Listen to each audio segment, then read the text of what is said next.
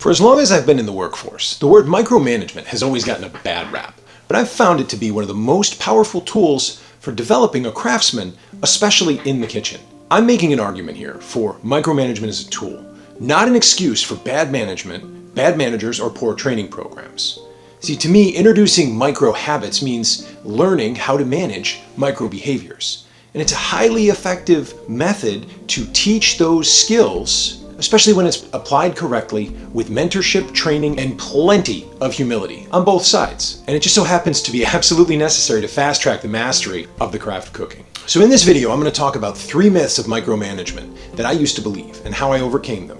Not only that, but how to steer clear of being that micromanager that nobody wants to work for. From my experience, leadership training for chefs often falls short because it rarely takes into account the nuanced craft of cooking and the unique challenges that we face at the intersection of food, art, business, essentially all of those other pieces beyond the food. If you're seeking more profound results from your efforts, perhaps what you need is an evolved approach, one shaped by a chef who's walked the same path and understands the demands of the role from the inside out. And that's how I help my clients every day, just like executive chef Danny Profita, who signed up for Beyond the Food looking for a different approach to training his team, delegating and spreading the workload so that the team could grow in their roles, and so he could pick up more of the strategic planning pieces necessary to push his culinary program forward. And he found it through the 5-pillar structure of Beyond the Food. And if you're ready to grow as a leader and become more effective, strategic, and thrive in your role as an executive chef, and I'm here to help you succeed, this is what I do every day, helping chefs like you grow and mentor the next generation of great chefs. Book a call below and let's work together to get your culinary program where you want it. So let's start with the first myth of micromanagement.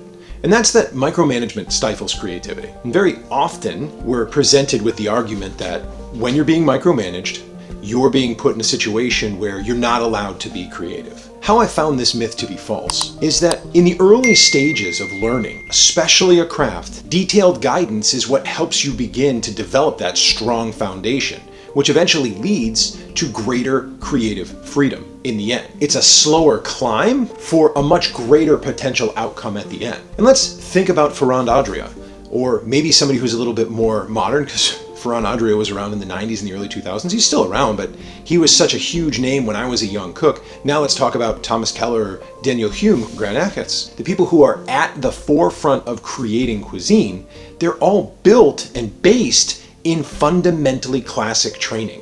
And they've served fundamentally classic apprenticeships. And I'm talking about the micromanagement pieces that are involved in those apprenticeships. Once the skill set and the foundations and the tenets of cooking are understood, it's far easier to be creative. Once you understand how flavors meld together and you have that micro habits of holding your knife the right way and not even having to think about those things, those are subconscious pieces, then you can focus your energy and time on creative freedom. That's when you actually become truly free to be creative. Another great example is Pablo Picasso. Picasso is recognized as a cubist, as a truly unique trailblazer when it comes to art. He was a classically trained painter, devout believer in the necessity of learning the classical techniques. Only once he mastered those was he able to truly infuse who he was and create something that was genuinely new. Myth number 2, micromanagement destroys trust. The argument is often made that when you micromanage somebody that you don't trust them in doing the job. But I want to counter with the question of, do I know enough about your ability to do the job in order to trust you to do it the right way? And to me, I don't necessarily want to have to trust that you're going to do the job the right way. I want to train you and follow up and learn and understand and be able to coach and guide you to make sure that you're arriving at the right end result. At some levels, especially for middle-level managers, sous chefs, executive sous chefs, there needs to be some of that trust. Especially at the operational levels, I think it's really important to take the time and not just trust blindly, but to verify, to teach, to train, and to make sure that you're clarifying with the intention of teaching and the development of skills that you're supporting somebody in developing the habits in order to be successful in the job. As a business owner, I can't just trust that somebody's going to do the things that I need to because I'm responsible. As the chef of a kitchen, it's no different. And I think very often this is what leads to chefs feeling uncomfortable with delegating and sharing. And that's really the core of why I want to talk about these myths, because for me, I believed that I was going to destroy trust. I believed that I was going to totally stunt the creativity of my people. And because I believed that, it kept me from doing the training at the level that I needed to in order to set my team up to succeed. Sometimes it's necessary to teach people how to hold a knife, or to teach people about that 5-degree turn on a clove of garlic so that you can cut it perfectly. Or the same thing, the small shift of a paring knife and how you trim an onion or core a tomato. You could argue that having that conversation is micromanagement, but it's also going to save you time, effort, energy, and it's teaching you the right skill to do the right thing with guidance, not figuring it out on your own. And I think as long as you're coming from a place of truly valuing a person and valuing their time and helping to invest the best practices and skills in them, builds trust. That micro habit building truly builds that trust so that people understand that you're going to help set them up to succeed. That way you're equipped with the right tools to succeed in a career that will last you your whole career. And it's going to ensure that the processes that need to be executed for the function of the business are broken down into such a way that the tasks can be understood by the people who need to be executing them, and that you're training on all of those individual pieces.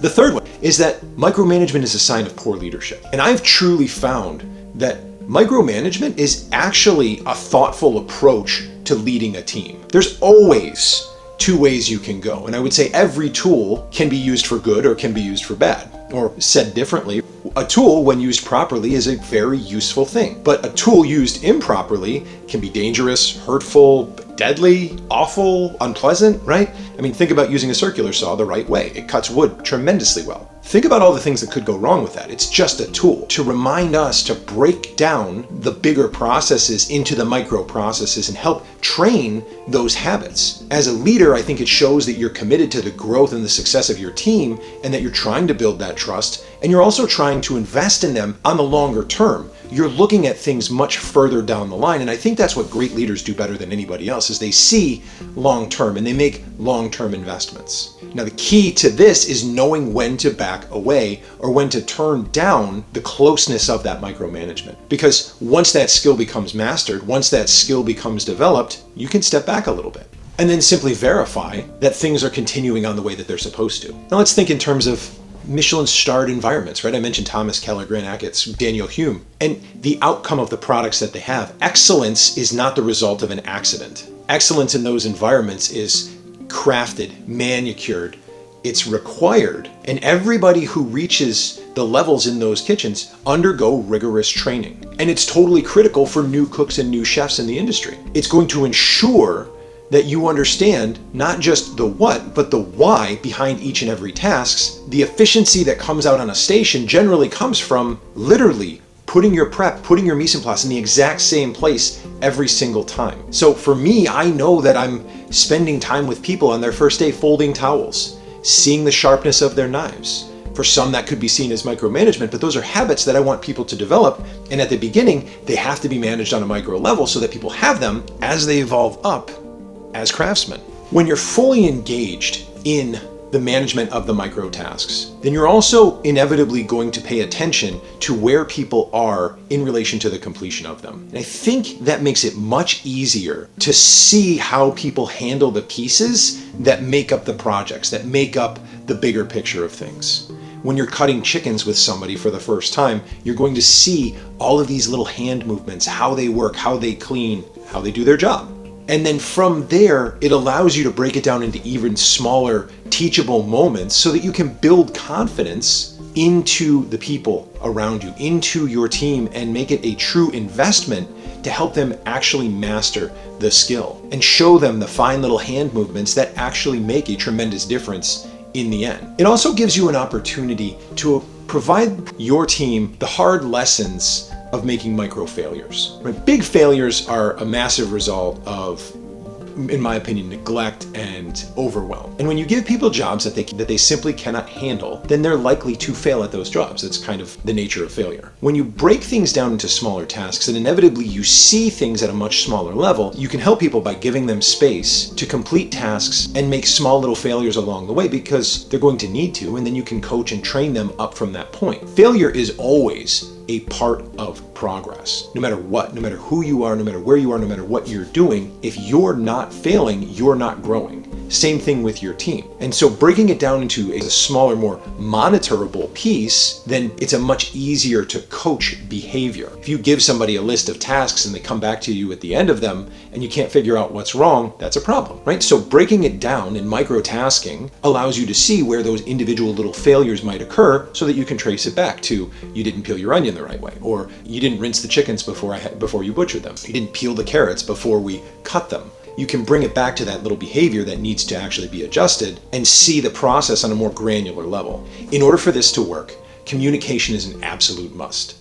And I mentioned earlier that being humble and having a tremendous amount of humility is key to this working. It's about awareness. I very often think that the negative thoughts about micromanagement come when managers don't recognize when the habit and the skill have been developed, and then not giving any space for people to practice and have that chance to have a micro success or that micro failure. So it's really important to be able to have the humility and say, okay, this person has developed this skill. This is success. This will allow them to be successful. They do understand what needs to be done. So now we can move on to something else. All I need to do is check back in.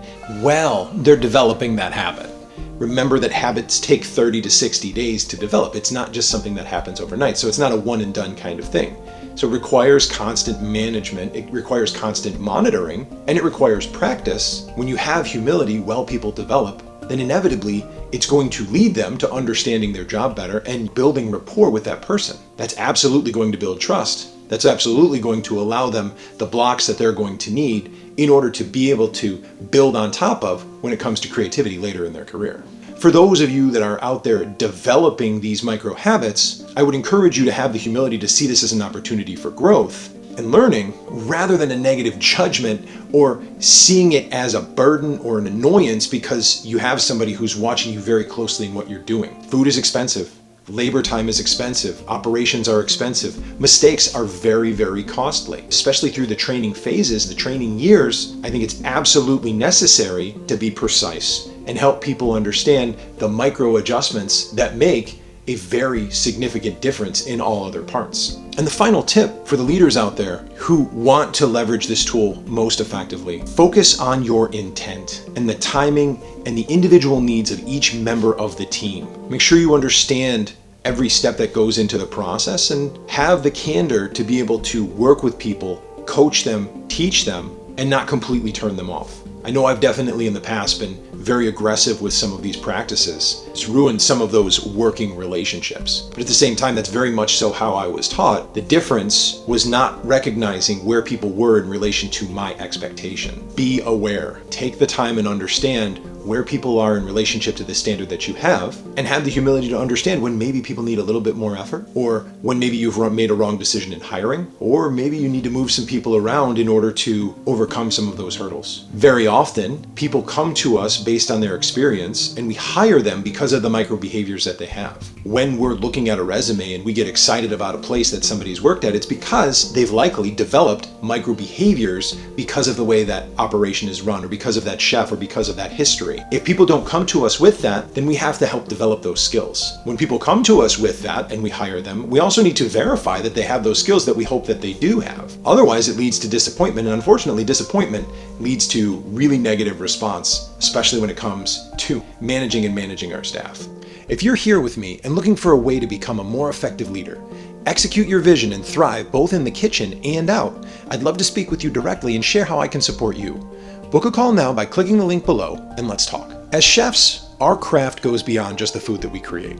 It's about tending to the small details and consistently producing excellence through intentional actions, dedication, and a commitment to continuous refinement. Micromanagement, when understood and applied thoughtfully, can be a powerful tool in that journey. When you understand it's not about control, it's about building a foundation for excellence that your team and the chefs of the future can sustain a successful career on top of. Thank you for taking the time to explore these ideas with me today. And if you found value here with me, please like, subscribe, and share this video with a fellow chef who could benefit. Until next time, remember the main difference between good and great lies in the habits that emerge when we aren't even paying attention. And those habits, the good ones especially, definitely weren't developed by accident.